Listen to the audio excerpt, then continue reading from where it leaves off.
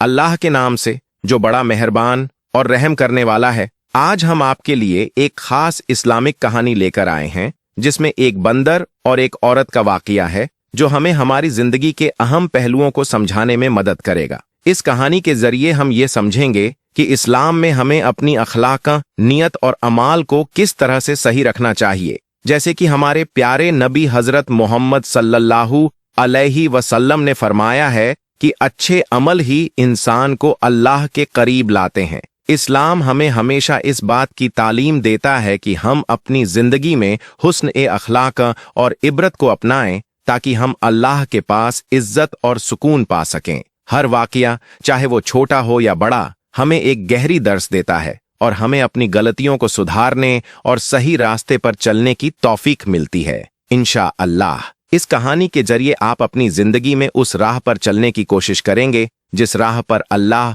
और उसके रसूल सल्लल्लाहु अलैहि वसल्लम ने हमें चलने की नसीहत दी है। आपसे गुजारिश है कि इस वीडियो को अंत तक देखें और इस इल्म को फैलाएं ताकि हम सब अल्लाह की रजा हासिल कर सकें। अल्लाह ताला हम सभी को हिदायत दे और हमें अपने कामों को सही दिशा में करने की तौफीक दे, आमीन। ये कहानी एक प्यारे बंदर की है जो इंसानों की दुनिया में रहते हुए भी अपनी वफादारी और मोहब्बत के कारण इंसानों से कहीं अधिक सच्चा और ईमानी था। यह कहानी उस बंदर की है जिसने अखलाकी गुणों और जज्बातों को पूरी तरह से अपने हयात में उतारा। एक छोटे से गांव में एक बुजुर्ग महिला तस्नीम अपने पति के साथ रहती थी। तस्नीम की 3 बेटियां थीं और उसका पति, जो एक मदारी था, अपनी रोजी रोटी के लिए बंदर का तमाशा दिखाता था। वे बहुत सादा जीवन जी रहे थे, लेकिन जो सबसे अहम था वह था उनका अपार प्यार और इज्जत अपने बंदर के लिए। मदारी का बंदर उनके लिए सिर्फ एक जानवर नहीं था,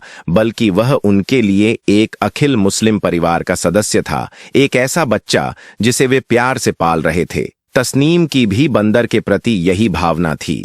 वह अपने बच्चों की तरह उसे मानती और उसे अपने घर का हिस्सा समझती। वह उसे बहुत प्यार करती थी और हर दिन उसकी देखभाल करती थी जैसे वह अपने बच्चों की देखभाल करती थी। यह बंदर उनके लिए केवल एक तमाशा दिखाने वाला जीव नहीं था, बल्कि उनके जीवन का एक अहम हिस्सा बन चुका था। इस बंदर ने अपने मालिकों के लिए जो वफादारी दिखाई वह शब्दों से कहीं अधिक थी। एक दिन मदारी बंदर को लेकर अपनी रोजी रोटी के लिए दूसरे शहर गया। दूसरे गांव में जब वह तमाशा दिखाकर घर वापस आने लगा तो अचानक उसे दिल का दौरा पड़ा और वह फौरन जमीन पर गिर गया। बंदर रोता तड़पता और बिलख रहा था, मेरे मालिक को क्या हो गया? लेकिन मदारी तो अब इस दुनिया से जा चुका था। मदारी की बीवी और बेटियों पर तो जैसे कहर टूट पड़ा। उनका रो रो कर बुरा हाल था। बंदर सबको तसल्ली दे रहा था, लेकिन तस्नीम सबसे ज्यादा परेशान थी। मेरी जवान बेटियां हैं, मैं अब इन्हें कैसे पालूंगी? मेरे तो सर की छत भी नहीं रही।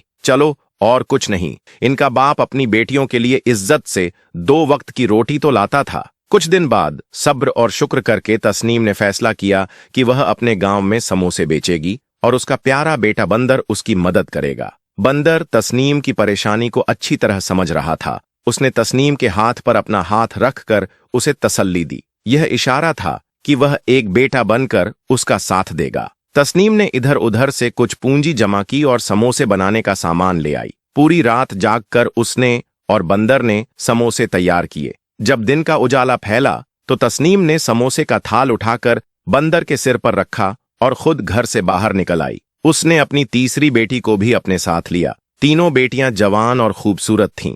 तस्नीम, बंदर और उसकी बेटी चलते हुए बाजार तक आए। पूरे रास्ते तस्नीम समोसों के लिए आवाजें लगाती रहीं, लेकिन बूढ़ी आवाज में इतना दम कहाँ था। अलबत्ता उसने एक बात नोट की, लोग समोसों की बजाय उसकी बेटी को घूर घूर कर देख रहे थे। बेटी घबराकर खुद को चादर में छुपाने लगी। कुछ ही देर में कुछ अय्याश नौजवान तस्नीम के पास जमा हो गए। क्या दाम लगाओगी बुढ़िया? एक लड़के ने आगे बढ़कर कहा। तस्नीम ने समोसों की कीमत बता दी। तीनों लड़के एक दूसरे के हाथ पर हाथ मारकर जोर जोर से हंसने लगे। अरे बुढ़िया, हम तेरी बेटी का दाम पूछ रहे हैं, इन बेकार समोसों का नहीं। जिन्हें इस बंदर ने उठा रखा है तो इसी बंदर को खिला दे। लड़के ने जबरदस्ती एक समोसा उठाकर बंदर के मुंह में ठूंस दिया और दूसरे ने आगे बढ़कर तस्नीम की बेटी को पकड़ लिया। तस्नीम बुरी तरह घबरा गई। उसकी बेटी भी घबराकर चिल्लाने लगी। बंदर को यह सब देखकर शदीद गुस्सा आया। उसने सिर पर रखे समोसों का थाल जमीन पर फेंका और एकदम उन लड़कों पर झपट पड़ा।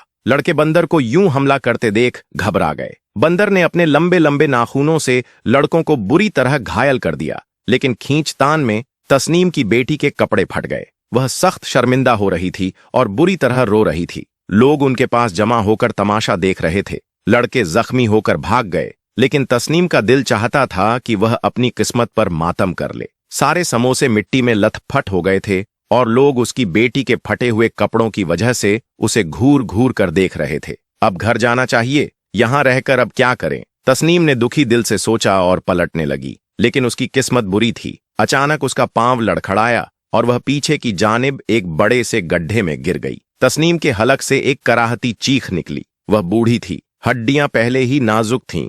गिरने से उसकी टांग की हड्डी चटक गई। बंदर यह सब देखकर बुरी तरह बेचैन हो गया। वह लपक कर कभी गड्ढे में नीचे जाता और तस्नीम को उठाने की कोशिश करता, तो कभी बाहर आकर लोगों को इशारे से मदद के लिए बुलाता। उसकी आंखों से आंसू बह रहे थे। ऐसा लगता था जैसे वह सचमुच तस्नीम का सगा बेटा हो, लेकिन कोई भी तस्नीम की मदद के लिए आगे नहीं बढ़ा। लोग तो बस उसकी बेटी पर निगाहें जमाए खड़े थे। आखिर थक हार कर बंदर खुद ही गड्ढे में उतरा और तस्नीम को पकड़कर खींच खांच कर बाहर निकाला। तस्नीम की टांग बुरी तरह जख्मी हो चुकी थी। वह पांव जमीन पर रखती तो कराह उठती। उसी मजमे में एक दरमियानी उम्र का आदमी खड़ा था। वह बड़ी गहरी नजरों से यह सारा माजरा देख रहा था।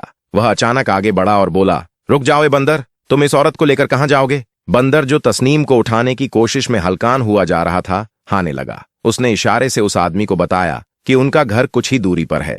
आदमी ने बंदर को मशवरा दिया, यहां पास ही मेरा ठेला खड़ा है, जिस पर मैं सब्जियां लादकर पूरे गांव में बेचता हूं। तुम इस पर अपनी मां को यहां से ले जाओ। उस आदमी ने बंदर की मदद की, तस्नीम को ठेले पर चढ़ाया और उनके घर की जानिब चल पड़ा।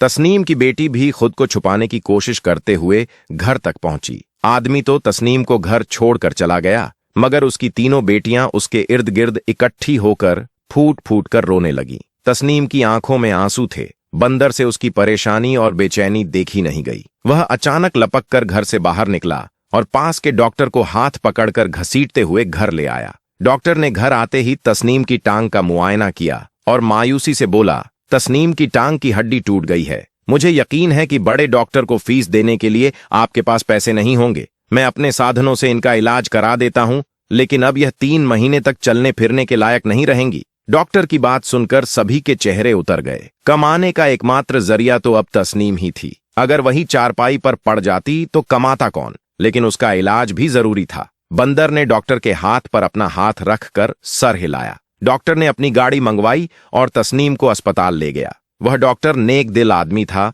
और तस्नीम के शौहर का पुराना वाकिफ था। उसने अपनी जेब से ही तस्नीम की मरहम पट्टी करवा दी। तस्नीम प्लास्टर करवा कर वापस आई तो चारपाई की होकर रह गई। घर में बैठी जवान बेटियों का बोझ और दिन रात के रोने ने तेजी से उसकी सेहत गिरानी शुरू कर दी। बंदर यह सब खामोशी से देखता रहा, मगर कुछ ना कर सका। आखिर एक दिन उसके सब्र का पैमाना लबरेज हो गया। जो समोसे अम्मा तस्नीम ने बनाकर बेचने थे, अब वह मैं बेचूंगा। बंदर ने दिल ही दिल में अहद किया और लपक कर किचन में जा पहुंचा। समोसे बनाने का सामान पड़ा हुआ था। किस्मत अच्छी थी, लिहाजा उसने जल्दी जल्दी समोसे बनाना शुरू कर दिए। तमाम रात जाग कर वह समोसे बनाता रहा। सुबह के करीब जब उसके समोसे तैयार हुए तो वह जल्दी से उनका थाल सजाकर घर से बाहर निकल गया। घर से बाहर निकलने से पहले उसने इशारे से तस्नीम की तीनों बेटियों को मना किया कि बिला जरूरत घर से बाहर ना निकलना। थाल उठाकर जब वह गली में निकला तो बच्चे उसे देखकर जोर जोर से हंसने लगे। अरे वह देखो, बंदर आज एक नया तमाशा दिखा रहा है, आओ इसकी दुम खींचते हैं, बच्चों ने एक दूसरे से कहा। बंदर घबरा गया। बच्चों ने उसे चारों तरफ से घेर लिया। वह एक तरफ हटता तो दूसरा बच्चा उसकी दुम पकड़ने की कोशिश करता। खुद को बचाता तो समोसे गिरने लगते। वह परेशान हो गया। आखिर उसने समोसों का थाल जमीन पर रखा और जोर से दौड़ लगाकर बच्चों को डराने लगा। बच्चे घबराकर दूर भाग गए। बंदर इतनी सी कोशिश में हाफ गया था, उसने समोसों का थाल फिर से उठाया और गली गली फिरता हुआ आवाजें देने लगा। लोग उसकी आवाज सुनते तो मुड़कर दिलचस्पी से उसे देखने लगते। अरे ये देखो, ये कैसा बंदर है जो सर पर समोसे रखकर बेच रहा है? लोग रुक रुक कर तमाशा देखने लगते, मगर कोई समोसे खरीदने पर तैयार न था। एक बच्ची ने समोसे देखकर अपने बाप से जिद की, अब्बू मुझे ये वाला समोसा खाना है जो ये बंदर बेच रहा है, बच्ची ने कहा। तो बंदर ने झट से थाल में से समोसा उठाकर बच्चे की तरफ बढ़ा दिया, लेकिन वह आदमी उछलकर 2 कदम पीछे हट गया। हाय, किस कदर गंदा बंदर है, हटाओ पीछे, करो अपना ये समोसा, ना जाने कैसे गंदे हाथों से बनाकर लाया है, मुझे घिन आ रही है, भला जानवरों के हाथों से बनी चीज कौन खाएगा। आदमी ने बंदर को हिकारत से देखा और उसे दूर भगा दिया। घबराकर बंदर ने थाल उठाया और गलियों में घूमता रहा, मगर कोई भी खरीदार ना मिला। उसकी आंखों में आंसू आ गए। दोपहर सिर पर आ चुकी थी और अभी तक उसका एक भी समोसा नहीं बिका था। थक हार कर वह बड़े बाजार में निकला। यहाँ कल ही तो वह तस्नीम के साथ साथ आया था बाजार में। फिरते फिरते वह ग्राहक ढूंढने लगा, मगर कोई उसके समोसे न खरीदता, बल्कि लोग उसे हंसी का पात्र बना रहे थे और दूर भगा देते थे। शाम ढलने लगी। थक हार कर बंदर समोसे का थाल जमीन पर रखकर एक पत्थर के ऊपर बैठ गया। उसकी आंखों से आंसू बहने लगे। आज अगर समोसे ना बिके तो घर में पकाने के लिए भी कुछ ना होगा, अम्मा और बहनें भूखे सोएगी। यह ख्याल बंदर को चैन न लेने देता था। वह जानता था कि तस्नीम का कोई बेटा नहीं और ऐसे मुश्किल वक्त में सिर्फ वही था जो उनका सहारा बन सकता था। बंदर अपनी ही सोचों में गुम था। अचानक वह चौकन्ना हो गया। कोई उसके सामने खड़ा उसे दिलचस्पी भरी निगाहों से देख रहा था। कौन हो तुम और यह समोसे उठाकर क्यों घूम रहे हो? किसी मदारी के पास से भाग निकले हो? एक आला किस्म का लिबास पहने शख्स उसके सामने खड़ा था। चेहरे से अंदाजा होता था कि वह बड़ा मालदार आदमी है। बंदर ने झट से समोसे का थाल उसके सामने किया और इशारे से बताने लगा, समोसे खरीद लो, घर में खाने को कुछ नहीं है। आदमी की दिलचस्पी और बढ़ गई। लगता है कि तुम कमाई करने के इरादे से निकले हो, मुझे बताओ क्या बात है? उसकी दिलचस्पी देखते हुए बंदर ने इशारों से ही उसे अपने घर के बारे में बताया। आदमी एकदम मुस्कुरा उठा। अरे वाह, तुम तो बड़े कमाल के हो। तुम ऐसा करो, ये सारे समोसे उठाकर मेरी दुकान पर ले चलो। मैं एक मिठाई वाला हूं और मुझे रोजाना समोसों की जरूरत होती है। तुम्हारे समोसे देखने में तो बहुत अच्छे लग रहे हैं। आदमी ने एक समोसा उठाया और मुंह में डालकर टेस्ट लिया। उसके चेहरे के हाव भाव ही बदल गए। वाह, ये तो बड़ा मजेदार है, मैं ये सारे समोसे खरीद लूंगा। आदमी ने जल्दी से जेब से रकम निकाली और बंदर की जानिब बढ़ा दी। बंदर की आंखें हैरत से फैल गईं। उसने सारे समोसे लपक कर उस सेठ की दुकान तक पहुंचा दिए। सेठ ने उससे पक्का मुआहदा कर लिया, अब तुम रोजाना मेरी दुकान पर समोसे दे जाया करो, मैं तुम्हें बदले में रकम दिया करूंगा। बंदर के लिए यह बेहद खुशी की बात थी। शाम ढल रही थी। वह रकम हाथ में दबोचे तेजी से दौड़ता हुआ घर आ पहुंचा। उसे यकीन था रकम देखते ही घर वाले खुशी से पागल हो जाएंगे, मगर दरवाजे से अंदर दाखिल होते ही वह बुरी तरह से चौंका, क्योंकि आंगन में तस्नीम की चारपाई के साथ ही कुर्सी पर एक शख्स बैठा था। यह शख्स कोई और नहीं बल्कि वही था जिसने कल अपनी ठेली पर डालकर तस्नीम को घर पहुंचाया था। बंदर को देखते ही उसके चेहरे के तासुरात अजीब से हो गए। बंदर खामोशी से गया और तस्नीम की चारपाई पर चढ़कर बैठ गया। उसने इशारे से शख्स से पूछा कि वह घर में क्यों आया है। साथ ही बंदर ने एक निगाह अपनी बहनों पर डाली जो घर के कामकाज में मशगूल थी। बंदर के अंदाज से वह शख्स समझ गया कि घर का सरपरस्त यही है।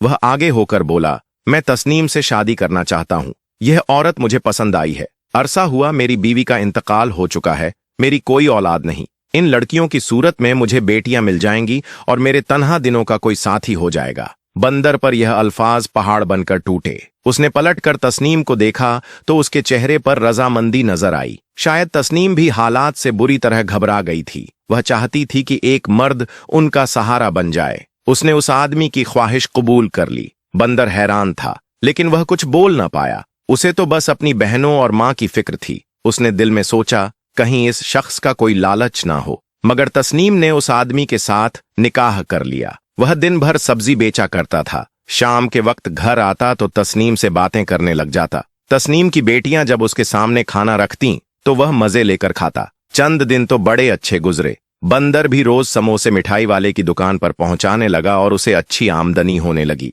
एक रोज वह जरा जल्दी घर आया। दरवाजे से अंदर दाखिल हुआ तो उसकी निगाह सामने पड़ी, जहां उसकी बहनों का कमरा था। तस्नीम का नया शौहर अनस उस दरवाजे में खड़ा अंदर झांक रहा था। यह यहां पर क्यों खड़ा है? बंदर के मन में सवाल आया। वह लपक कर आगे आया और हल्के से एक चीख जैसी आवाज निकाली। वह आदमी बुरी तरह से हड़बड़ाकर पलटा। बंदर को देखते ही उसके चेहरे का रंग उड़ गया और वह लपक कर घर से बाहर निकल गया। बंदर को शदीद गुस्सा आया। वह आदमी वहां क्यों खड़ा था? बंदर दबे कदमों से दरवाजे तक आया। उसने हल्का सा दरवाजा खोलकर देखा और उसके रोंगटे खड़े हो गए, क्योंकि अंदर चारपाई पर उसकी बहनें सो रही थीं। सोने की वजह से उनका लिबास बेतरतीब था और कोई भी मर्द उनकी तरफ गलत नियत से देख सकता था। बंदर का खून खोलने लगा। उसे यकीन हो गया कि यह शख्स उसकी बहनों पर बुरी नजर रखता है। वह तस्नीम के कमरे में गया, जहां वह अपनी दवाइयां ले रही थी। बंदर ने सोचा कि मौका अच्छा है, उसे बात कर लेनी चाहिए।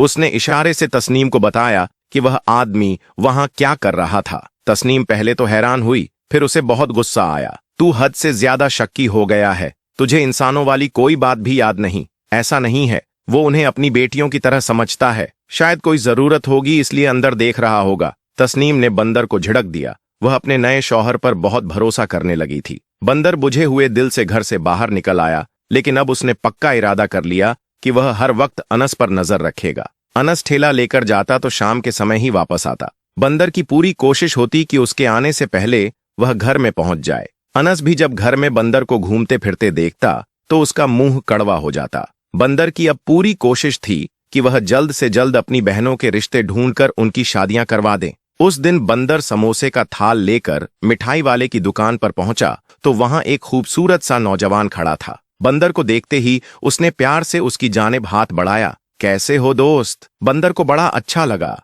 उसने इशारे से मिठाई वाले से पूछा, यह कौन है? तो वह हंस दिया, अरे ये मेरा बेटा है और 2 बेटे और भी हैं। ये तीनों जुड़वा हैं। आजकल मैं इनकी शादी करवाने के लिए लड़कियां ढूंढ रहा हूं। सेठ की बात सुनकर बंदर खिल उठा। ये तो बड़ी अच्छी बात है। मेरी 3 बहनों की शादी अगर इस मिठाई वाले के घर हो जाए तो कितना अच्छा होगा। लड़के भी बड़े शरीफ लग रहे हैं। बंदर ने दिल ही दिल में सोचा, लेकिन यह आदमी बगैर दहेज के अपने बेटों की मेरी बहनों से शादी नहीं करवाएगा। बंदर के चेहरे पर परेशानी फैल गई। समोसे बेचकर वह रकम तो कमा लेता था, लेकिन उन पैसों से घर का खर्च ही बड़ी मुश्किल से पूरा होता।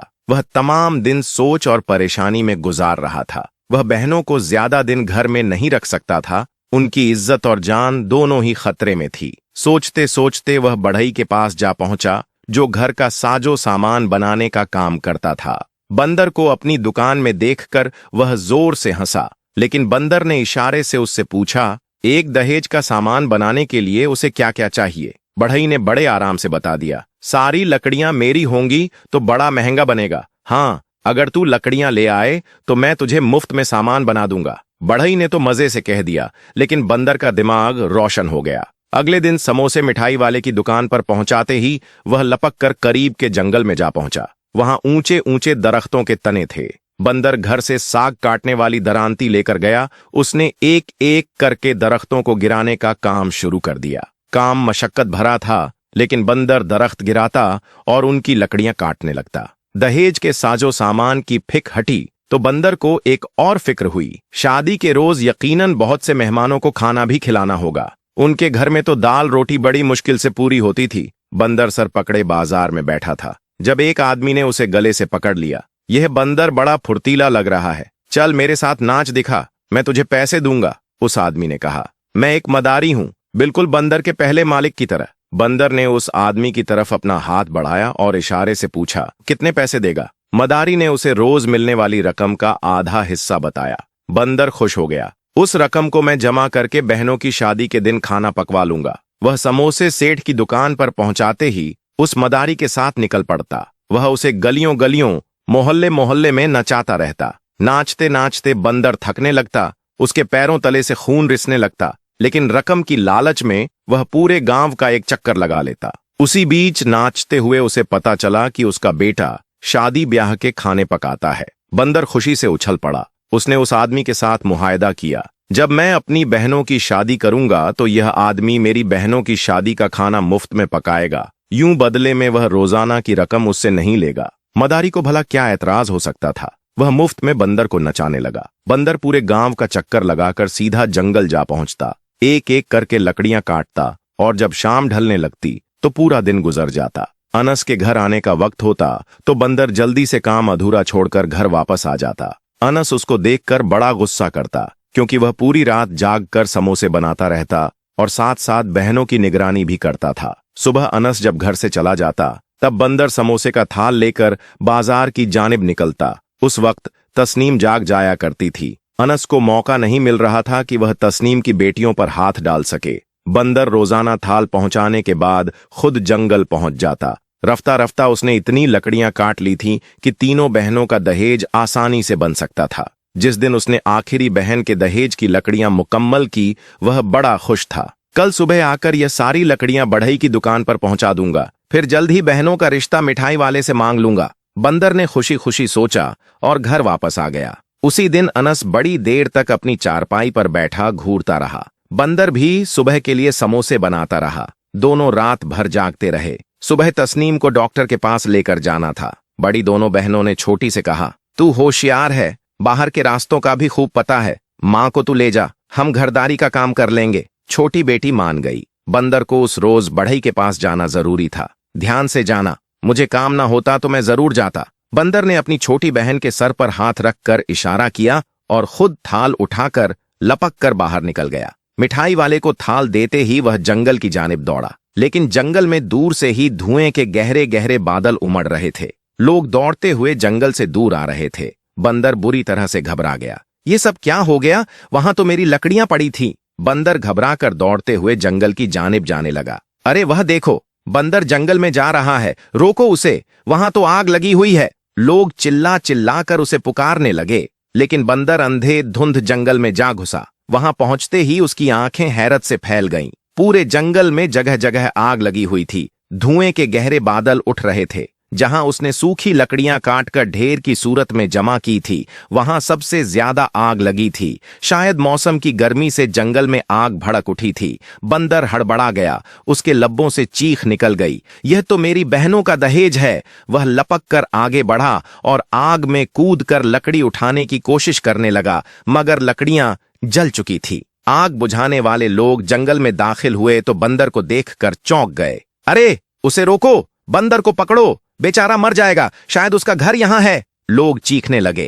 किसी ने आगे बढ़कर उसे पकड़ा। वह बुरी तरह से रोते हुए लकड़ियां बचाने की कोशिश कर रहा था। उसकी खाल जगह जगह से जल गई थी। बंदर रो रहा था, चिल्ला रहा था, मुझे छोड़ दो, मेरी बहनों का दहेज जल गया है, अब उनकी शादी कैसे होगी? लोग उसकी जुबान समझ नहीं पा रहे थे। उन्होंने उसे उठाकर जंगल के बाहर फेंक दिया। बंदर फूट फूट कर रोता हुआ घर वापस आ गया। घर के दरवाजे से दाखिल हुआ ही था कि अचानक एक जोरदार चीख सुनाई दी। बंदर घबराकर सामने देखता है तो अनस उसकी बड़ी बहन को दबोचकर कमरे के अंदर ले जा रहा था, जबकि दूसरी बहन अनस को रोकने की कोशिश कर रही थी। आज तो तेरा वह मनहूस बंदर भी घर नहीं है और बूढ़ी तस्नीम भी बाहर गई है। आज तो तुझे छोड़ूंगा नहीं। अनस किसी बदमस्त हाथी की तरह उसे घसीट रहा था। बंदर की आंखों में खून उतर आया। उसके हाथ में लकड़ी काटने वाली दरांती थी, जिसे लेकर वह जंगल जाता था। उसने आव देखा न ताव, दरांती अनस की तरफ उछाल दी। बंदर के हाथ में ताकत थी।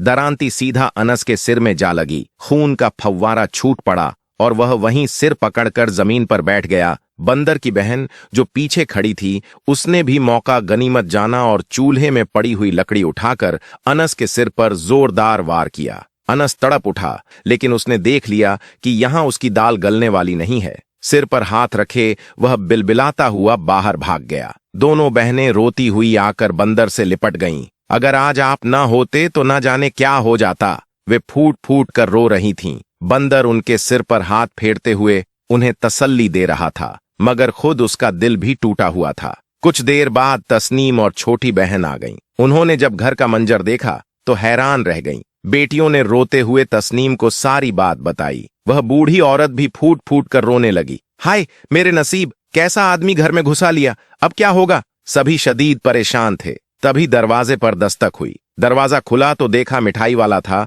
उसके साथ 3 जवान लड़के भी थे। वे सब बड़े खुश लग रहे थे और यूं लग रहा था जैसे कोई खास बात करने आए हों, मगर घर के अफराद को इस तरह परेशान देखकर वे सब खामोश हो गए। बंदर लपक कर आगे बढ़ा। ये क्या हालत बना ली है तुमने? तुम्हें यह चोट कैसे लगी? सेठ ने हैरत से पूछा। तो बंदर की आंखों में आंसू आ गए। उसने इशारों से सारी दास्तान सुना दी। कैसे जंगल में बहनों के दहेज की लकड़ियां इकट्ठी की, कैसे वे जल गईं। सेठ की आंखों में भी आंसू आ गए। उसके साथ खड़े उसके लड़के भी हैरत से बंदर को देखने लगे। तुम्हें यह सब करने की क्या जरूरत थी? मैं तो अपने तीनों बेटों के लिए आज तुम्हारी बहनों का रिश्ता मांगने ही आया था। बंदर के कानों में जैसे शहद गया। सेठ आगे बोला, मैं बहुत अमीर आदमी हूं, मुझे दहेज की कोई जरूरत नहीं। हाँ, अगर तुम चाहते हो कि तुम्हारी बहनों का दहेज बने तो उसका बंदोबस्त मैं कर दूंगा, मगर मेरी एक शर्त है। सेठ की आवाज आखिर में गीली हो गई थी। बंदर समेत सभी चौंक गए। खुशी की खबर के साथ ही उसने उन्हें परेशान भी कर दिया था। क्या शर्त है? उसकी कीमत तुम अदा करोगे? सेठ ने बंदर की जानिब इशारा किया। बंदर ने सिर झुका लिया, जैसे कह रहा हो, मैं अपनी बहनों और बूढ़ी मां के लिए हर लम्हा हाजिर हूं। सेठ के बेटे बड़े खूबसूरत और नेक थे। तस्नीम उनकी सादगी और अच्छाई देखकर अपनी बेटियों का रिश्ता पक्का करके बेहद खुश थी, मगर बंदर परेशान था। ना मालूम सेठ ने किस कीमत की बात की थी। सेठ ने अपने वादे के मुताबिक बंदर की बहनों का शानदार दहेज बनाया और जब उनकी रुखसती होने लगी तो बंदर ने आगे बढ़कर सेठ का हाथ पकड़ लिया। आपने किस कीमत की बात की थी? बंदर ने इशारे से पूछा। सेठ जोर से हंस पड़ा। वो कीमत तुम हो। मैं चाहता हूं कि तुम मेरी दुकान पर मुलाजिम की हैसियत से नहीं, बल्कि एक बेटे की हैसियत से काम करो। मैंने देख लिया कि आजकल के जमाने में अपनी सगी औलाद भी इतनी काबिल और मोहब्बत करने वाली नहीं होती जितना कि तुम हो। ऐसी वफादारी तो ढूंढने से भी नहीं मिलती। आज से तुम मेरे बेटे हो। सेठ ने बंदर के सिर पर हाथ रखा तो बंदर की आंखों में आंसू भर आए।